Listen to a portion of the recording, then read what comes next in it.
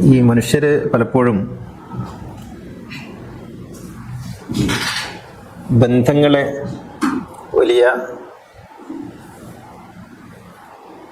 സാധ്യതകളോ പരിമിതികളോ ആയിട്ടാണ് കണക്കാക്കാറുള്ളത്. പലവിധ ബന്ധങ്ങൾ നമുക്കുണ്ട്. രക്തബന്ധങ്ങൾ, വിവാഹബന്ധങ്ങൾ, സൗഹൃദങ്ങൾ, വ്യവഹാര ബന്ധങ്ങൾ, ഇങ്ങനെ തുടങ്ങി പല വിധത്തിലുള്ള ബന്ധങ്ങളും ആണ് മനുഷ്യനെ ജീവിപ്പിക്കുന്നത് എന്ന് പറയാം. ബന്ധങ്ങളെ പല നിലക്കാളുകൾ കണ്ടിട്ടുണ്ട്. ഇപ്പോൾ ജാൻ പോൾ സാർത്രനെ പോലുള്ള ആളുകൾ പറയുന്നത് അപരൻ നരകമാണ് എന്നാണ്. മറ്റൊരാൾ നമ്മുടെ ജീവിതത്തിൽ ഉണ്ടാവുക എന്ന് പറയുന്നത് നരകം സമ്മാനിക്കുന്നതിന് തുല്യമാണ്. കാരണം നമ്മുടെ എല്ലാ സ്വസ്ഥതയുടെയും സ്വാതന്ത്ര്യത്തിൻ്റെയും സന്തോഷത്തിൻ്റെയും എല്ലാ തലങ്ങളെയും നിഷേധിക്കലാണ് ബന്ധമെന്നാണ് സാർത്ര കാണുന്നത്. അതേ സ്ഥാനത്ത് സാർത്രന് അക്കാലത്ത് തന്നെ അങ്ങനെയല്ലെന്നും ബന്ധങ്ങളാണ് മനുഷ്യനെ മനുഷ്യനാക്കുന്നത് എന്നും പറഞ്ഞ ദാർശനികരുണ്ട്. അപ്പം ഈ രണ്ട് കാഴ്ചപ്പാടുകളുണ്ട്. അപ്പം എങ്ങനെയാണ് ബന്ധത്തെ ആധ്യാത്മികമായി നോക്കിക്കാണേണ്ടത് എന്നുള്ളതാണ് നമ്മൾ ഇന്നത്തെ ചിന്താവിഷയം. എങ്ങനെയാണ് ബന്ധങ്ങളെ നാം വിലയിരുത്തേണ്ടത്? ബന്ധങ്ങൾ രണ്ട് തരത്തിലാണ് ഉള്ളത്. ഒന്ന്, നമ്മൾ തിരഞ്ഞെടുക്കാൻ യാതൊരു പഴുതുമില്ലാത്ത ബന്ധങ്ങൾ. രണ്ട്, നമ്മൾ തിരഞ്ഞെടുക്കുന്ന ബന്ധങ്ങൾ. തിരഞ്ഞെടുക്കാൻ പഴുതില്ലാത്ത ബന്ധങ്ങളാണ് മാതാപിതാക്കൾ, സഹോദരങ്ങൾ, അവിടുന്ന് അങ്ങോട്ടുള്ള കുടുംബാംഗങ്ങൾ. ഇതും നമ്മൾ തിരഞ്ഞെടുക്കുന്നതല്ല, നമുക്കുണ്ടായിത്തീരുന്നതാണ്. എൻ്റെ മാതാപിതാക്കൾ ആരാകണമെന്നുള്ളതിൽ എനിക്ക് യാതൊരു പങ്കാളിത്തവും ഇല്ല. എൻ്റെ സഹോദരങ്ങളുടെ കാര്യത്തിലും അങ്ങനെ തന്നെ. എനിക്ക് അതിൽ യാതൊരു തിരഞ്ഞെടുപ്പിനുള്ള സ്വാതന്ത്ര്യം ഉണ്ടായിരുന്നില്ല. എൻ്റെ എളാപ്പ, മൂത്താപ്പ, അമ്മാവൻ, അമ്മായി, ഇതിനൊന്നും എനിക്കൊരു തിരഞ്ഞെടുപ്പുമില്ല. അത് ഉണ്ടായിത്തീരുന്നതാണ്. ഇതിനെ നമ്മൾ രക്തബന്ധം എന്ന് വ്യവഹരിക്കുന്നു. അതായത് നമ്മൾ തിരഞ്ഞെടുക്കുന്നതല്ലാത്ത ഉണ്ടായിത്തീരുന്ന ബന്ധങ്ങളാണ് രക്തബന്ധങ്ങൾ എന്നതുകൊണ്ട് അർത്ഥമാക്കുന്നത്. ഇതിൻ്റെ ഒരു ഗുണദോഷങ്ങൾ എന്ന് പറയുന്നത് നമ്മുടെ ഇമോഷൻസിനെ, നമ്മുടെ പെരുമാറ്റങ്ങളെ, പെരുമാറ്റ രീതികളെ, അതുപോലെ നമ്മുടെ സ്വഭാവ സവിശേഷതകളെയൊക്കെ സ്വാധീനിക്കുന്നത് ഇവരാണ്. നമ്മുടെ മാതാപിതാക്കൾ, നമ്മുടെ അമ്മാവന്മാര്, നമ്മുടെ എളാപ്പന്മാര്, മൂത്താപ്പന്മാര്, ഇവരാണ് നമ്മളെ നമ്മളാക്കി എടുക്കുന്നത്. നമ്മുടെ സ്വഭാവത്തിലുള്ള എല്ലാ ഗുണദോഷങ്ങളും ഇവർ മുഖാന്തരം ഉണ്ടായിട്ടുള്ളതാണ്. എന്ന് വെച്ചാൽ മനുഷ്യൻ പിന്നീട് ഇപ്പം ഞാൻ നിങ്ങളോട് പെരുമാറുന്ന പെരുമാറ്റങ്ങൾ എൻ്റെ ഉള്ളിൽ ഉണ്ടായിട്ടുള്ളത് എൻ്റെ വളരെ ചെറിയ പ്രായത്തിലാണ്. ഒരു 4 വയസ്സാകുമ്പോഴേക്ക് നമ്മൾ സമൂഹത്തോട് പെരുമാറുന്ന പെരുമാറ്റ രീതികളൊക്കെ ഏതാണ്ട് സെറ്റാവുന്നുണ്ട്. പിന്നെ സംഭവിക്കുന്ന നമ്മുടെ ക്ലാസ്സുകളിൽ പങ്കെടുക്കുമ്പോഴും നമ്മൾ പേഴ്സണാലിറ്റി ഡെവലപ്മെന്റ് ക്ലാസ്സുകളിൽ പോകുമ്പോഴൊക്കെ സംഭവിക്കുന്ന അതിൻ്റെ മോഡിഫിക്കേഷനാണ്. നമ്മൾ അടിസ്ഥാനപരമായി നമ്മുടെ സ്വഭാവങ്ങളൊക്കെ ഏതാണ്ട് സെറ്റായി കഴിഞ്ഞിട്ടുണ്ട്. പിന്നെ അതിൻ്റെ മോഡിഫിക്കേഷനാണ് പിന്നീട് വരുന്നത്. അതുകൊണ്ടാണ് പ്രവാചകൻ പറഞ്ഞത്, നിങ്ങളെ മാറ്റാൻ എനിക്ക് കഴിയില്ല, നിങ്ങളെ മോഡിഫൈ ചെയ്യാനേ പറ്റുള്ളൂ. അന്നാസു മആദിനുൻ കമആദിനി ദഹബി വൽ ഫിദ്ദ. മനുഷ്യൻ ലോഹങ്ങളെ പോലെയാണ്. അത് സ്വർണമോ വെള്ളിയോ പോലുള്ള ലോഹങ്ങൾ പോലെയാണ്. ഈ ലോഹങ്ങളെ എനിക്ക് ആഭരണമാക്കാം, അത് കമ്മലാക്കാം, മാലയാക്കാം, വളയാക്കാം, പാദസരമാക്കാം. പക്ഷേ ആ ലോഹത്തിന്റെ സ്വഭാവം മാറ്റാൻ എന്നെ കൊണ്ട് കഴിയില്ല എന്ന് പ്രവാചകൻ പറഞ്ഞത് അതുകൊണ്ടാണ്. അപ്പൊ നമ്മുടെ മുന്നിലേക്ക് ഒരാൾ വരുന്നു, അല്ലെങ്കിൽ നമ്മൾ ഒരാളുടെ മുന്നിലേക്ക് പോകുന്നു എങ്കിൽ സംഭവിക്കുന്നത്, നമ്മൾ വളരെ ചെറുതിലെ ശീലിച്ചെടുത്തിട്ടില്ല, നമ്മൾ പോലും അറിയാതെ നമ്മുടെ ഉള്ളിൽ രൂപപ്പെട്ടിട്ടുള്ള സ്വഭാവ സവിശേഷതകളെ മോഡിഫൈ ചെയ്യാൻ ഗുരുക്കന്മാർക്ക് സാധിച്ചേക്കും എന്നുള്ളതാണ്. അപ്പോൾ ഈ ബന്ധങ്ങൾ നമ്മൾ അറിയാതെ നമുക്കുണ്ടാകുന്ന ബന്ധങ്ങളാണ് നമ്മളെ നമ്മളാക്കി തീർത്തിട്ടുള്ളത്. അപ്പൊ നമ്മൾ സ്വമേധയാ അങ്ങനെ ആയിട്ടുള്ളത്. ഇപ്പൊ നമുക്കൊരു കഴിവുണ്ട്, ആ കഴിവ് അങ്ങനെ ഉണ്ടായതാണ്. നമുക്കൊരു ഡീമെറിറ്റ് ഉണ്ട്, ആ ഡീമെറിറ്റും അങ്ങനെ ഉണ്ടായതാണ്. അപ്പോൾ അത് അവിടെയാണ് അതിൻ്റെ അടിവേര് പരതേണ്ടത്. അതുകൊണ്ടാണ് നമ്മൾ പറയുന്നത്, കുഞ്ഞുണ്ടാകുമ്പോൾ ആ കുഞ്ഞിനെ സംരക്ഷിക്കുന്നത് അവർക്ക് പാല് കൊടുത്തിട്ടും അവർക്ക് ഭക്ഷണം കൊടുത്തിട്ടും അല്ല, മറിച്ച് ആ കുഞ്ഞിലൂടെ ഈ ലോകം എന്തായി തീരണമെന്ന് നമ്മൾ ആ കുഞ്ഞിനെ അഭ്യസിപ്പിക്കുന്നതിലൂടെയാണ്. ഒരു 4 വയസ്സാകുമ്പോഴേക്കൊരു കുട്ടി ആ കുട്ടിയുടെ ഭാവിയിലേക്കുള്ള എല്ലാ കാര്യങ്ങളും രൂപപ്പെടുത്തി വെക്കുന്നുണ്ട്. അവൻ പിൽക്കാലത്ത് പറയാവുന്ന വാക്കുകളുടെ 90% ആ സമയത്തേക്ക് അവൻ പഠിച്ചു കഴിഞ്ഞു. വാക്കുകൾ പഠിച്ചു കഴിഞ്ഞു, സ്വഭാവം രൂപപ്പെട്ടു കഴിഞ്ഞു. അപ്പോൾ ബന്ധങ്ങളെ നമ്മൾ ഒരു വാങ്ങലിൻ്റെയും കൊടുക്കലിൻ്റെയും ഒരു തലമാണ് ബന്ധങ്ങൾ എന്ന് പറയുന്നത്. അപ്പം നിങ്ങൾക്കൊരു പെങ്ങളുണ്ട് എന്ന് പറഞ്ഞാൽ അതിൻ്റെ അർത്ഥം നിങ്ങൾ ആ പെങ്ങളിൽ നിന്ന് കുറേ സ്വീകരിച്ചിട്ടുണ്ടെന്നും നിങ്ങൾ ആ പെങ്ങൾക്ക് ഒരുപാട് കൊടുത്തിട്ടുണ്ട് എന്നും ആണ്. ഇങ്ങനെ ഒരു വാങ്ങൽ കൊടുക്കലാണ് ബന്ധങ്ങളിൽ നടക്കുന്നത്. പിന്നീട് രണ്ടാമത്തെ ബന്ധത്തിൻ്റെ ഒരു തലം എന്ന് പറയുന്നത് വിവാഹബന്ധമാണ്. ഇത് നമ്മൾ തിരഞ്ഞെടുക്കുന്നതാണ് വിവാഹബന്ധം എന്ന് പറഞ്ഞാൽ. അപ്പോൾ എനിക്കൊരു കാമുകി വേണം, എനിക്കൊരു ഇണ വേണം, എനിക്കൊരു ഭർത്താവ് വേണം എന്ന് മനുഷ്യൻ തീരുമാനിക്കുന്നത് അവന്റെ ഒരു തെരഞ്ഞെടുപ്പിന്റെ ഒരു ഘട്ടത്തിലാണ്. എന്ന് വെച്ചാൽ അവൻ കൂടുതലായിട്ട് ചിന്തിക്കാനും മനസ്സിലാക്കാനും ഒക്കെ ഉള്ള ഒരു പക്വതയും പ്രായമൊക്കെ ആവുന്നതിൽ സ്ത്രീകൾക്ക് എത്രത്തോളം പങ്കുണ്ട് എന്നുള്ളത് നമുക്ക് ഇപ്പോഴും നിശ്ചയിക്കാൻ കഴിഞ്ഞിട്ടില്ല. ഇപ്പോഴത്തെ പെൺകുട്ടികളൊക്കെ തെരഞ്ഞെടുപ്പിന്റെ ഒരു സാധ്യത ഉപയോഗപ്പെടുത്തുന്നുണ്ട്. പക്ഷേ ഒരു പഴയ കാലത്തൊക്കെ പെൺകുട്ടികൾക്ക് അങ്ങനെ തെരഞ്ഞെടുക്കാനുള്ള ഒരു സ്വാതന്ത്ര്യം ഉണ്ടായിരുന്നില്ല. ഇതാണ് നിന്റെ ഭർത്താവ് എന്ന് നിക്കാഹൊക്കെ കഴിഞ്ഞിട്ട് പിന്നെ ഉപ്പ വന്നിട്ട് പറയുമ്പോഴാണ്, അല്ലെങ്കിൽ അമ്മാവൻ വന്നിട്ട് പറയുമ്പോഴാണ് അങ്ങനെ ഒരു ഭർത്താവിനെ ഈ പെണ്ണ് കാണുന്നത്. അതുകൊണ്ട് തന്നെ തിരഞ്ഞെടുക്കാനുള്ള സ്വാതന്ത്ര്യം എന്ന് പറയുന്നത് പോലും പുരുഷനിൽ പരിമിതമായിരുന്നു. ഭർത്താവിനെ തിരഞ്ഞെടുക്കാൻ ഭർത്താവ് ആരാണെന്നറിയാൻ ഇപ്പൊ എൻ്റെ ഉമ്മയൊക്കെ പറയുന്നത് ഞാൻ കേട്ടിട്ടുണ്ട്. പിന്നെ കല്യാണം കഴിയുന്നത് 13ാമത്തെ വയസ്സിലാണ്. പിന്നെ ഒരു ഉപ്പാന്റെ മുഖത്തേക്ക് നോക്കുന്നത്, അതായത് ഭർത്താവാണ് എന്നുള്ള നിലക്ക് ഉപ്പാന്റെ മുഖം ഒന്ന് ശരിക്കും മനസ്സിൽ പതിയുന്നത് 3 വർഷം കഴിഞ്ഞിട്ടാണ്. അപ്പൊ അത്രത്തോളം, അതായത് ഒരു പിന്നെ ആരാണ് ഭർത്താവ് എന്ന് കൃത്യമായിട്ട് ആ ചിത്രം മനസ്സിൽ പതിയുന്നത് പോലും 16ാമത്തെ വയസ്സ് ആയിട്ടാണ്. ഇതൊരു പിന്നെ അത് ഈ അടുത്ത കാലം വരെ അങ്ങനെയൊക്കെ തന്നെയാണ്. നിക്കാഹ് കഴിഞ്ഞ് ഭർത്താവ് പിന്നെ വരുമ്പോഴാണ് പെൺകുട്ടി അറിയുന്നത് ഇതാണ് എൻ്റെ ഭർത്താവ് എന്നറിയുന്നത്. പെണ്ണ് കാണുക എന്ന് പറഞ്ഞത് പോലും പെണ്ണിനെ കാണലാണ്, പെണ്ണ് ആണിനെ കാണലല്ലല്ലോ, പെണ്ണിനെ കാണലാണ്. അങ്ങനെ അപ്പൊ സ്വാതന്ത്ര്യം എന്ന് പറയുന്നത് പുരുഷനിൽ പരിമിതമായിരുന്നു അടുത്ത കാലം വരെ. അതിന്റെ ഒരു പക്ഷേ ഒരു തിരിച്ചടിയായിരിക്കാം, ഒരു ചരിത്രത്തിന്റെ തിരിച്ചടി. ഇത്രയും കാലം പുരുഷൻ സ്ത്രീവർഗത്തോട് ചെയ്തു വെച്ചിട്ടുള്ള അതിക്രമങ്ങളുടെയും അന്യായങ്ങളുടെയും ഒരു തിരിച്ചടി അതിന്റെ രൂക്ഷമായ സ്വഭാവത്തിൽ ഒരുപക്ഷെ ഇന്ന് ഉണ്ടാകുന്നുണ്ടാകാം. അതുകൊണ്ടാണ് പെൺകുട്ടികൾ കല്യാണം വേണ്ട എന്നൊക്കെ പറയുന്നത് എന്നാണ് ഞാൻ വിചാരിക്കുന്നത്. ചരിത്രം ഒരിക്കലും അതിന്റെ നീതി നടപ്പിലാക്കാതിരിക്കില്ല എന്നുള്ളതാണ് സത്യം. അതിന്റെ നീതി നടപ്പിലാക്കിക്കൊണ്ടിരിക്കും ഏതെങ്കിലും ഒരു കാലത്ത്. അപ്പോ അത് നമുക്ക് തിരഞ്ഞെടുക്കുന്നതാണ്. ആരായിരിക്കണം എൻ്റെ ഇണ, ആരായിരിക്കണം എൻ്റെ കാമുകി, ആരായിരിക്കണം എൻ്റെ ഭാര്യ, ആരായിരിക്കണം എൻ്റെ ഭർത്താവ്, ആരായിരിക്കണം എൻ്റെ കാമുകൻ എന്നുള്ളതൊക്കെ തിരഞ്ഞെടുക്കാനുള്ള സ്വാതന്ത്ര്യം മനുഷ്യനുണ്ട്. അതുകൊണ്ട് തന്നെ ആ ബന്ധങ്ങളിലെ ഗുണദോഷങ്ങൾ പൂർണ്ണമായും മനുഷ്യനുമായി ബന്ധപ്പെട്ടതാണ്. ഈ ബന്ധങ്ങൾക്കുള്ളൊരു സവിശേഷത പറ്റൂലെങ്കിൽ പിരിഞ്ഞു പോകാനും പറ്റുമെന്നുള്ളതാണ്. നിങ്ങൾക്ക് ഉപ്പാനെ പിരിച്ചുവിടാൻ കഴിയില്ല, ഉമ്മാനെ പിരിച്ചുവിടാൻ കഴിയില്ല, അമ്മാവനെ പിരിച്ചുവിടാൻ കഴിയില്ല. നിങ്ങൾക്ക് നിങ്ങളുടെ ഭർത്താവിനെ പിരിച്ചുവിടാം, ഭാര്യയെ പിരിച്ചുവിടാം. കാരണം അത് തിരഞ്ഞെടുക്കാൻ സ്വാതന്ത്ര്യം ഉള്ളത് കൊണ്ട് തന്നെ ഒഴിവാക്കാനും നിങ്ങൾക്ക് സ്വാതന്ത്ര്യം തന്നിട്ടുണ്ട്. മറ്റേ നിങ്ങൾ തിരഞ്ഞെടുത്തതല്ല, അതുകൊണ്ട് നിങ്ങൾക്ക് ഒഴിവാക്കാനും പറ്റൂല. ഇതാണ് ഈ ബന്ധങ്ങൾ തമ്മിലുള്ള വ്യത്യാസം. ഇപ്പൊ ഭാര്യ ഭർത്താവ് എന്ന് പറയുന്നത് വളരെ അതൊരു അടിസ്ഥാനമാണ്. മമ്മൂട്ടിയുടെ ഒരു ഇന്റർവ്യൂവിൽ മമ്മൂട്ടി പറയുന്നുണ്ട്, ഒഴിവാക്കാൻ കഴിയുന്ന ഒരു ബന്ധത്തിൽ നിന്നാണ് ഒഴിവാക്കാൻ പറ്റാത്ത ബന്ധങ്ങൾ ഉണ്ടാകുന്നത് എന്ന് പറയുന്നുണ്ട്. പരസ്പരം എപ്പോഴും പിരിഞ്ഞു പോകാൻ സാധ്യതയുള്ള ഭാര്യ ഭർത്താവിൽ നിന്നാണ് ഒരിക്കലും പിരിക്കാൻ കഴിയാത്ത സഹോദരങ്ങൾ ഉണ്ടാകുന്നത്, മാതാപിതാക്കൾ ഉണ്ടാകുന്നത്. അപ്പോൾ അത് ഒരു ബന്ധങ്ങളിലെ ഒരു സവിശേഷതയാണ്. ഇപ്പൊ ഒരു ഭാര്യയും ഭർത്താവും മക്കൾ ഉണ്ടായതിനു ശേഷം പിരിഞ്ഞു പോയി എന്ന് കരുതിക്കും. അപ്പോഴും ഈ മക്കൾക്ക് ഇത് ഉപ്പ ഉമ്മ എന്ന ഒരിക്കലും പിരിച്ചയക്കാൻ പറ്റാത്ത 2 ഘടകങ്ങളായിട്ട് അവശേഷിക്കുന്നുണ്ട്. അപ്പോ ബന്ധങ്ങളിലെ ഈ ഒരു സവിശേഷത നമ്മൾ തിരഞ്ഞെടുക്കുന്നത് നമുക്ക് ഒഴിവാക്കാം, ആ ഒരു സാധ്യത വെച്ചുകൊണ്ട് തന്നെയാണ് ബന്ധങ്ങളെ നിർണ്ണയിച്ചിട്ടുള്ളത്. നിങ്ങൾ ആലോചിച്ച് നോക്കിയ ബന്ധങ്ങളിൽ അങ്ങനെ തിരഞ്ഞെടുക്കാൻ സ്വാതന്ത്ര്യമുള്ള ബന്ധങ്ങൾ ഒഴിവാക്കാൻ പറ്റില്ല എന്നാണെങ്കിൽ ഈ ലോകം നരകതുല്യം, അല്ലെങ്കിൽ തന്നെ നരകതുല്യമാണ്. ഈ ഒഴിവാക്കാതെ ഒന്നിച്ച് ജീവിക്കുമ്പോൾ തന്നെ നരകതുല്യമാണ് പലപ്പോഴും ജീവിതം. നമ്മൾ ഈ പുറമെ കാണുന്ന ചിരിയും കളിയും തമാശകളും ഒക്കെ ഏതാണ്ട് ബാഹ്യമാണെന്നും അതിൻ്റെ അകത്ത് കിടന്ന് പൊരിഞ്ഞുകൊണ്ടിരിക്കുന്നത് നെരിപ്പോടാണെന്നും പലപ്പോഴും സമൂഹത്തിന് എല്ലാവർക്കും അറിയാവുന്ന സംഗതികളാണ്. ഈ ലോകത്ത് നമ്മൾ കാണുന്ന പല രസകരമായി നമ്മൾക്ക് അനുഭവപ്പെടുന്ന ബന്ധങ്ങളും ഉള്ളിൽ നെരിപ്പോടുമായി നടക്കുന്നവരാണെന്നും ഒരു അഗ്നിപർവ്വതം പോലെ ഏത് സമയത്തും പൊട്ടിത്തെറിച്ചേക്കാവുന്ന വിധത്തിലുള്ള ബന്ധങ്ങളാണെന്നും ഏതാണ്ടൊക്കെ നമുക്കറിയാം. ഞാൻ ജനറലൈസ് ചെയ്ത് പറയുകയല്ല. അല്ലാത്ത ബന്ധങ്ങളും പ്രണയാതുരമായ ബന്ധങ്ങൾ ഇല്ലെന്നല്ല ഞാൻ പറയുന്നത്. പക്ഷേ ഏതാണ്ടൊക്കെ അങ്ങനെയാണ് ലോകത്ത് ബന്ധങ്ങളൊക്കെ ഉള്ളത്. അപ്പോൾ ഒഴിവാക്കാവുന്ന പിന്നെ നമ്മൾ തിരഞ്ഞെടുക്കുന്നത് ഒഴിവാക്കാൻ സാധിക്കുന്നതുമാണ്.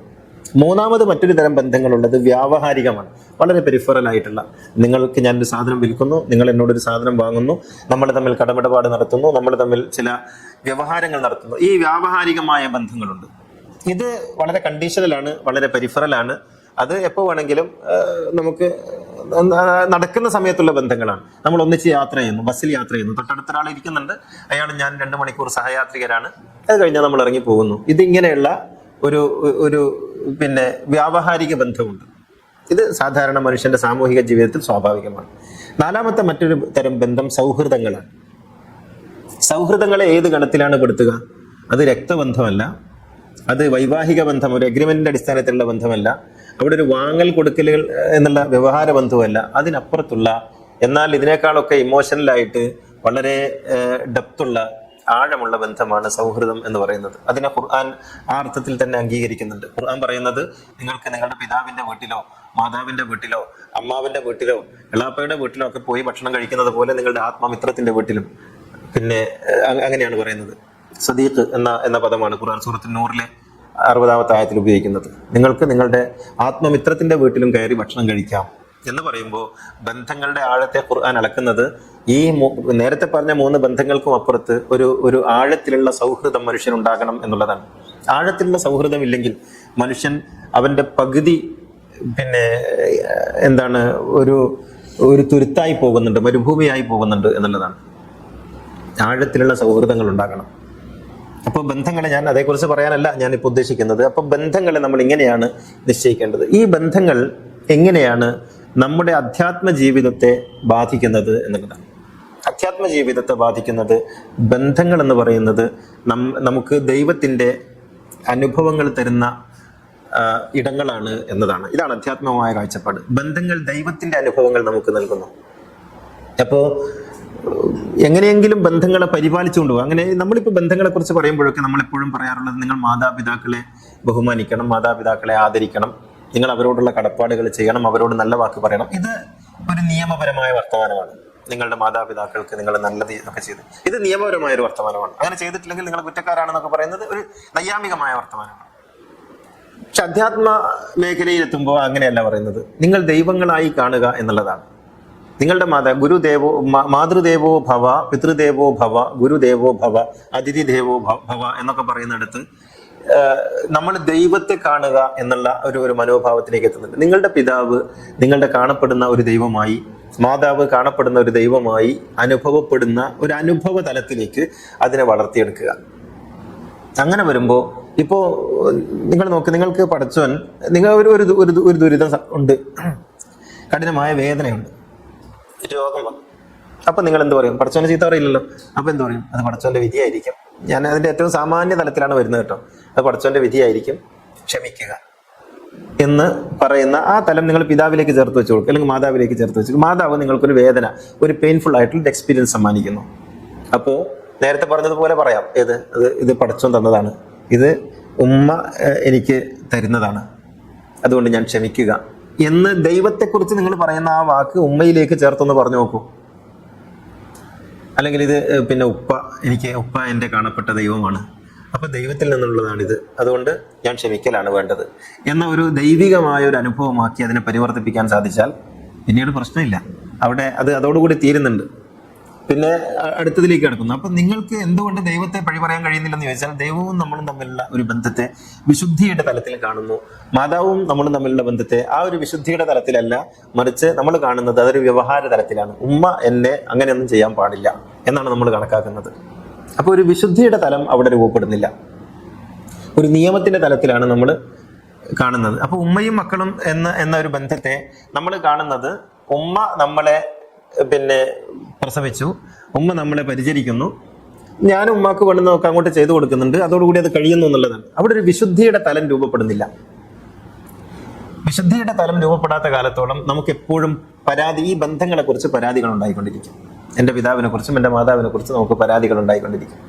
അപ്പൊ ബന്ധങ്ങളെ വിശുദ്ധിയുടെ തലത്തിൽ, ദൈവത്തിന്റെ ഒരു അനുഭവങ്ങൾ എന്ന തലത്തിൽ കാണുക എന്നുള്ളതാണ് ബന്ധങ്ങളെ ആധ്യാത്മികമായി വിശദീകരിക്കുമ്പോൾ നമുക്ക് പറയാനുള്ളത്. ഇവിടെ നമുക്ക് ഒരുപാട് ആർഗ്യുമെന്റ്സ് ഉണ്ടാകും.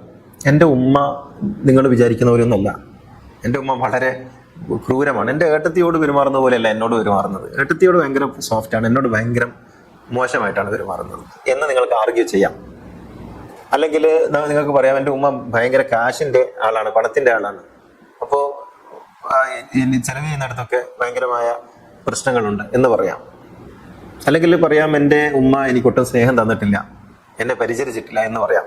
ഇതൊക്കെ ഉമ്മ എന്ന് പറയുന്നത് നിങ്ങൾക്ക് എന്തോ ചെയ്തു തരേണ്ട ആളാണെന്നും അങ്ങനെ നിങ്ങൾ അങ്ങോട്ടേക്ക് ചെയ്തു കൊടുക്കേണ്ട ആളാണ് എന്നുമുള്ള ഒരു ബോധത്തിൽ നിന്നാണ് നമ്മളത് പറയുന്നത്. ഒരു നിയമപരമായ ബന്ധമാണത്. ഇങ്ങനെ നമുക്ക് ആർഗ്യുമെന്റ്, നമ്മൾ സാധാരണ നിലക്കൊക്കെ പിന്നെ നമ്മൾ ആളുകളെ അപ്രോച്ച് ചെയ്യുമ്പോൾ ആളുകൾ പറയുന്ന കാര്യമാണ്, ഉമ്മയോടൊക്കെ ഉമ്മ അങ്ങനെയൊന്നല്ല, നിങ്ങൾ വിചാരിക്കുന്ന പോലത്തെ ഉമ്മയല്ല എന്ന് നമ്മൾ പറയും. ലോകത്തെ എല്ലാ ഉമ്മമാരെ കുറിച്ചും എല്ലാ മക്കൾക്കുള്ള പരാതി അങ്ങനെയാണ്. നിങ്ങൾ മറ്റേ ഉമ്മാനെ നോക്കി, ആ ഉമ്മ എങ്ങനെയാണ് കുട്ടികളെ വളർത്തുന്നത്, നിങ്ങൾ എന്ത് ഉമ്മയാണ് എന്ന് എല്ലാ കുട്ടികളും അവരവരുടെ ഉമ്മയെ കുറിച്ച് പറയും. ഇത് നിയമത്തിന്റെ ഒരു ഭാഷയിലാണ്. എന്നാൽ നമ്മൾ ദൈവത്തെക്കുറിച്ച് അത് പറയില്ല. അപ്പോൾ മാതാവിൽ ദൈവത്തെ കാണുക എന്നുള്ളതാണ് ആധ്യാത്മികതയുടെ ഒരു തലം എന്ന് പറയുന്നത്. മാതാവിൽ ദൈവത്തെ കാണുക. അപ്പോൾ ഉമ്മയെ വന്ദിക്കുക, ഉമ്മയെ ആദരിക്കുക, പരാതികളില്ലാതെ ഉമ്മയെ ഉമ്മയായി സ്വീകരിക്കുക. നിങ്ങൾക്ക് ഉമ്മയിൽ ഒരു കണ്ടീഷനും ആരോപിക്കാൻ പാടില്ല. നിങ്ങൾ ഇങ്ങനെയാണെങ്കിൽ എന്ന് ആരോപിക്കാൻ പാടില്ല. ദൈവത്തിൽ നിങ്ങൾക്കൊരു കണ്ടീഷനും ഇല്ലല്ലോ.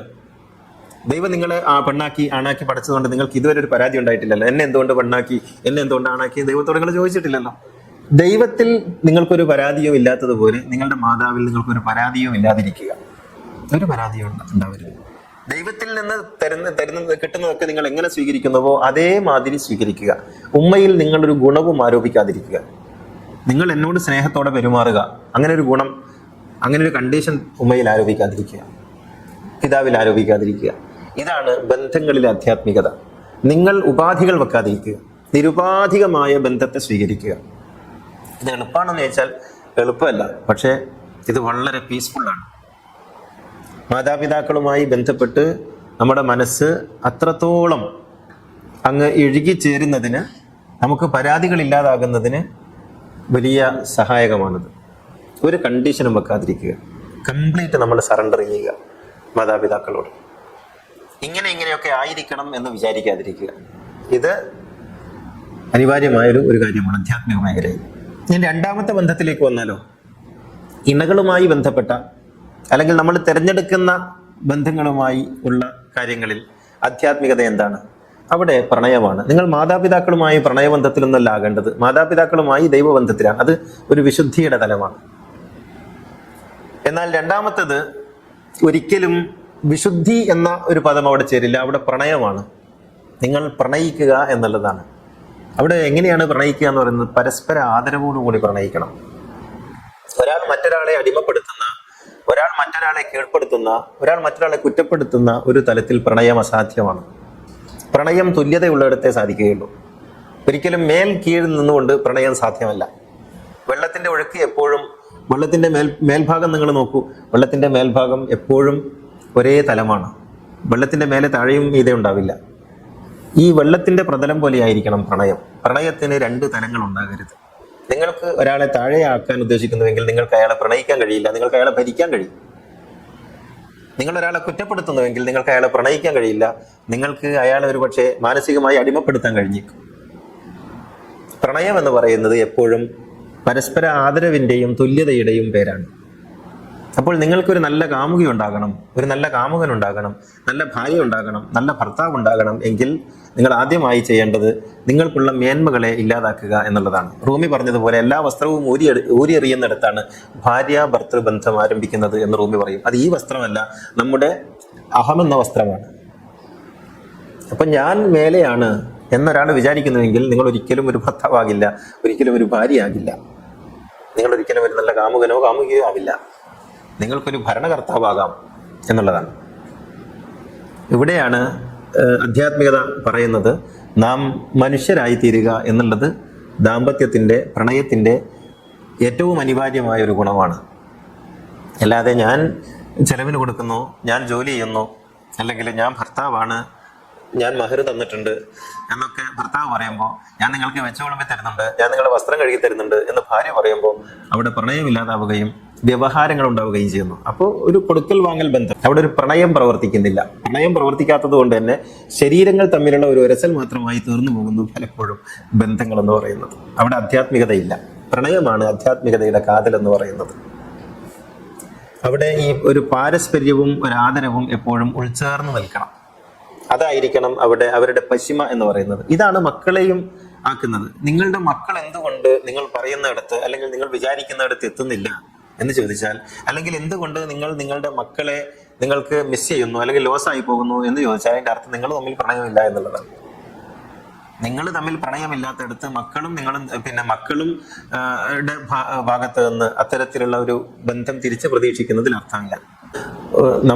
നമ്മളുടെ മക്കൾക്ക്, ഒരു കുട്ടിക്ക് കൊടുക്കാൻ കഴിയുന്ന ഏറ്റവും നല്ല സമ്മാനം എന്താണ് എന്ന് ഒരിക്കൽ ഒരു മനഃശാസ്ത്രജ്ഞനോട് ഒരാൾ ചോദിച്ചു. എൻ്റെ മകൻ എനിക്ക് കൊടുക്കാൻ കഴിയുന്ന ഏറ്റവും നല്ല സമ്മാനം എന്താണ്? അപ്പൊ അതിനയാൾ രണ്ട് മറുപടിയാണ് പറഞ്ഞത്. ഒന്ന്, ആ കുട്ടിയുടെ ഉമ്മയെ തിരഞ്ഞെടുക്കുന്നിടത്ത് നീ നല്ല സൂക്ഷ്മത പുലർത്തേണ്ടിയിരുന്നു. ഉമ്മയെ തിരഞ്ഞെടുത്തതിന് ശേഷം ആ കുട്ടിയുടെ ഉമ്മയെ ആദരിക്കുക എന്നുള്ളതാണ് ആ കുട്ടിക്ക് കൊടുക്കുന്ന ഏറ്റവും നല്ല സമ്മാനം എന്ന് പറയുന്നുണ്ട്. അപ്പോൾ ഒരു കുട്ടിക്ക് നൽകുന്ന സമ്മാനങ്ങളിൽ ഏറ്റവും പ്രധാനപ്പെട്ടത് ആ കുട്ടിയുടെ ഉമ്മയെ, ആ കുട്ടിയുടെ ഉപ്പയെ ആദരിക്കുക എന്നുള്ളതാണ്. അപ്പോൾ എൻ്റെ മകന് അല്ലെങ്കിൽ എൻ്റെ മകൾക്ക് നമ്മൾക്ക് കൊടുക്കാൻ കഴിയുന്ന ഒരു സമ്മാനം അതാണ്. അങ്ങനെ ആയിട്ടില്ലെങ്കിൽ പിന്നീട് ഈ കുട്ടികളിൽ നിന്ന് നമുക്കുണ്ടാകുന്ന തിക്താനുഭവങ്ങൾ അങ്ങനെ തന്നെ ഏറ്റെടുക്കാൻ നമ്മൾ സന്നദ്ധരാകണം. ഇതാണ് പിന്നെ നമ്മൾ തിരഞ്ഞെടുക്കുന്ന ബന്ധങ്ങളിൽ ആധ്യാത്മികത പ്രണയമാണ്. ആദ്യത്തേത് വിശുദ്ധിയാണ്, രണ്ടാമത്തത് പ്രണയമാണ്, മൂന്നാമത്തത് വ്യവഹാരങ്ങളാണ്. ഈ വ്യവഹാരങ്ങളിൽ നമ്മൾ പാലിക്കേണ്ടത് സത്യസന്ധതയാണ്. എന്ന് വെച്ചാൽ നേർക്ക് നേരെ പിന്നെ കച്ചവടം ചെയ്യുന്നിടത്തും വാങ്ങുന്നിടത്തും ഇടപാടുകളിലും സത്യസന്ധത പുലർത്തുക. അത് പിന്നെ താൽക്കാലിക ബന്ധങ്ങളാണ്, അത് നമ്മുടെ ഏതെങ്കിലും തരത്തിൽ ബന്ധനങ്ങളിൽ പെടുത്തുന്നില്ല. നാലാമത്തത് സൗഹൃദങ്ങൾ. ഇതിൽ ഏറ്റവും പ്രധാനപ്പെട്ടത് എവിടെയാണ്? ഈ സൗഹൃദങ്ങൾ എന്ന് പറയുന്നത് അതിലുണ്ടാകേണ്ടത് ആത്മാർത്ഥതയാണ്. എന്ന് വെച്ചാൽ ഈ നമ്മൾ ആരെയാണോ ആത്മമിത്രമായി സ്വീകരിക്കുന്നത് അയാൾ ഞാൻ തന്നെയാണ് എന്ന് വിചാരിക്കലാണത്.